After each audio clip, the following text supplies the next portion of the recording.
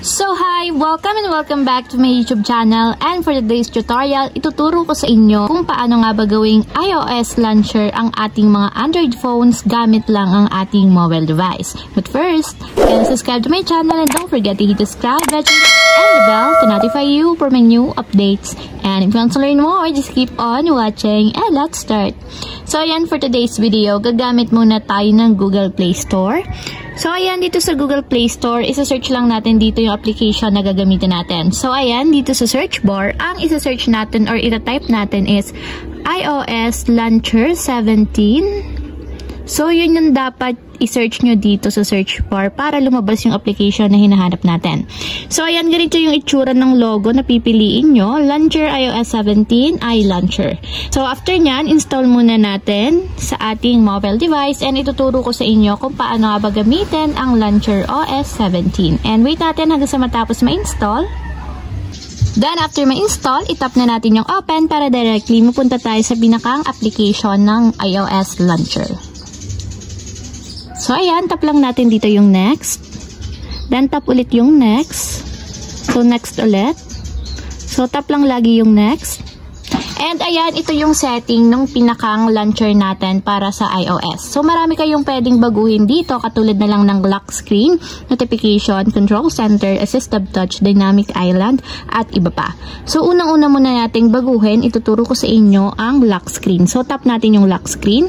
So, tsaga-tsaga lang din kayo dito kasi nga may mga ads din yung ibang mga options at settings dito sa launcher. So, skip lang natin. So, ayan, dito sa lock screen, kailangan i-allow muna natin yung mga permissions. So, katulad na lang dito sa camera permission, tap lang natin, then allow.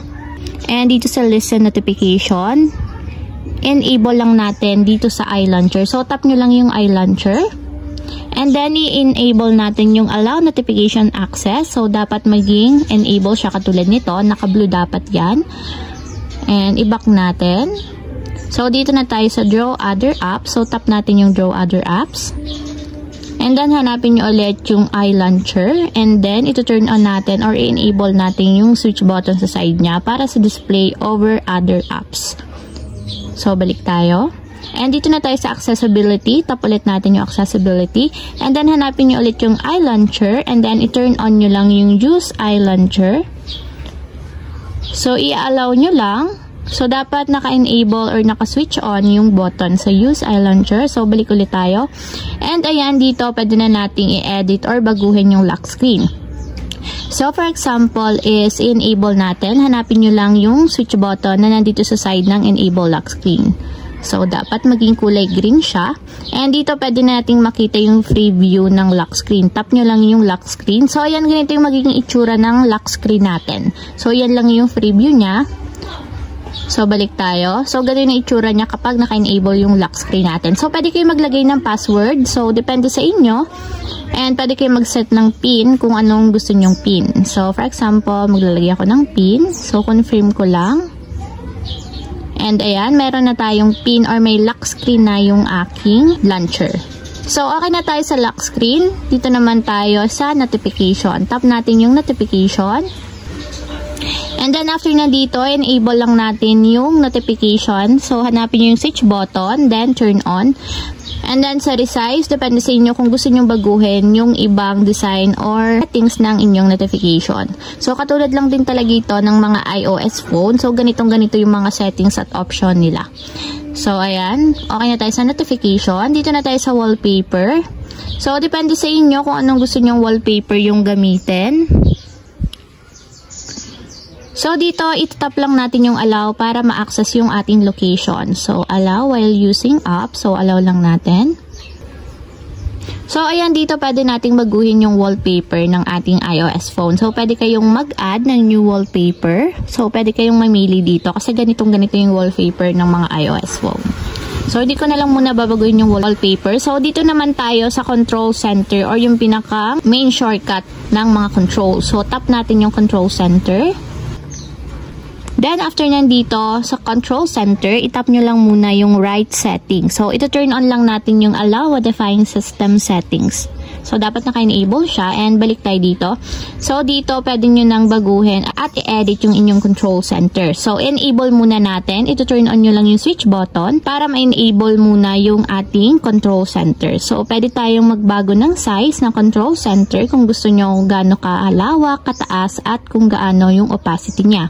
So, dito sa color, pwede din tayong mag-change ng color ng ating control center. So, depende sa inyo. Maraming pwedeng baguhin dito sa settings and depende na lang sa inyo kung ano yung choice nyo sa paglalagay ng inyong control center.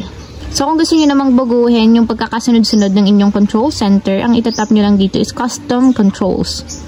So, ayan dito, yung mga custom controls, itong mga naka-negative na red, so ito yung mga included sa inyong control center. So, depende na lang sa inyo kung gusto nyo silang i-customize, tanggalin, or palitan. So, kung gusto nyo tanggalin, itatap nyo lang yung negative sign, katulad nito, and maaalis na siya sa inyong control center. Mapupunta siya dito sa more apps. Kung gusto nyo naman ibalik, hanapin nyo lang siya dito and itatap nyo naman is positive sign para mabalik siya dito sa included controls. So, okay na tayo sa control center. Balik na tayo dito. So, next naman is sa assistive touch. So, depende naman sa inyo kung gusto nyong lagyan ng assistive touch. Pwede namang hindi or wala. Pero ituturo ko na doon sa inyo kung paano nga ba enable ang assistive touch. So, ayan, dito na tayo sa Assistive Touch. So, kung gusto nyong i-enable, itatap nyo lang yung switch button dito sa Enable Assistive Touch. And kung makikita nyo, lumabas na dito yung Assistive Touch. And kung gusto nyo baguhin yung kanyang controls, pwede nyo baguhin yung sa single tap, double tap, long press, or marami pang pagpipilian dito. So, kasi pag tinap nyo yan, lalabas dito yung mga shortcuts na gusto nyo para hindi na kayo mahirapang hanapin yung mga buttons. So, yun yung purpose ng Assistive Touch para anytime accessible ang inyong shortcuts. So, ayan, okay na tayo sa Assistive Touch. Naka-enable na dito. So, marami pa din naman kayong pwedeng baguhin dito sa Assistive Touch. So, balik tayo dito. And next naman is yung Dynamic Island. So, ito yung magpapakumpleto sa ating pagiging iOS launcher. So, tap natin yung Dynamic Island.